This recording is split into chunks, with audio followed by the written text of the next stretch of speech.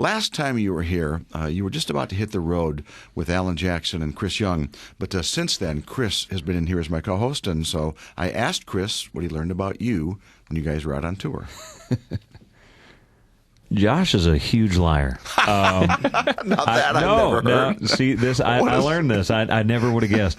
No, we were playing basketball, and he rolled his ankle. He came down on one of his guys, rolled his ankle, and then he proceeded to get on stage and tell everyone that he rolled his ankle by dunking on me in basketball. So, huge liar. We actually have played basketball quite a bit until he rolled his ankle. He rolled it pretty bad. He ended up sitting on a stool for like the last 2 shows of that weekend run. It was cool getting to know him and just chatting with him. But he's actually a pretty good basketball player. But a liar. That's funny.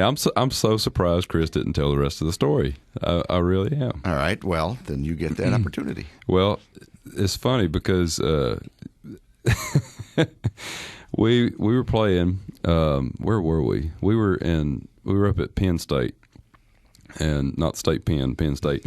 And one of my guys didn't show up that morning to play basketball, so we didn't have enough guys. We were one short. And so, and I don't think Chris and any of his guys showed up either. But as the day went on, we were kind of ragging my guy, that didn't show up. We were talking about, hey, why didn't you show up? And he was like, why don't we play after the show tonight? And I'm like, for real? And he was like, yeah, we don't have far to go. And I was like, well, I'm always game, I can always play.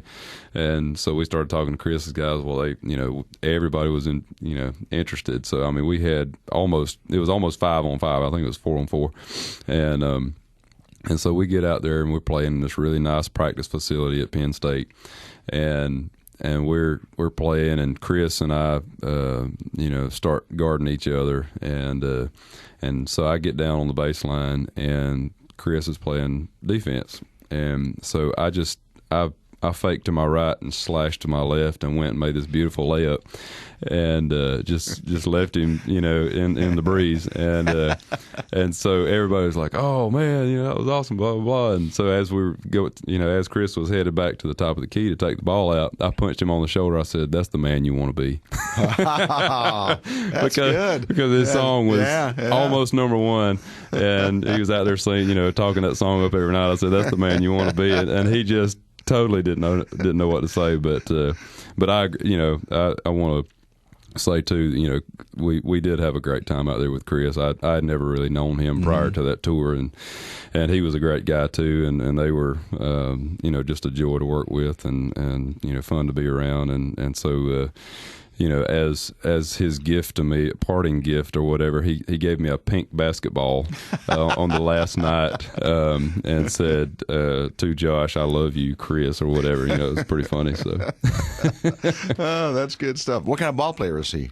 He's you can tell that he doesn't play on a regular basis, but once he gets warmed up, he has that body, he's a presence in the paint, and he gets a lot of rebounds, but don't get him to shoot any 3-pointers. Well, here's the guy we're talking about, Chris Young, and Getting You Home.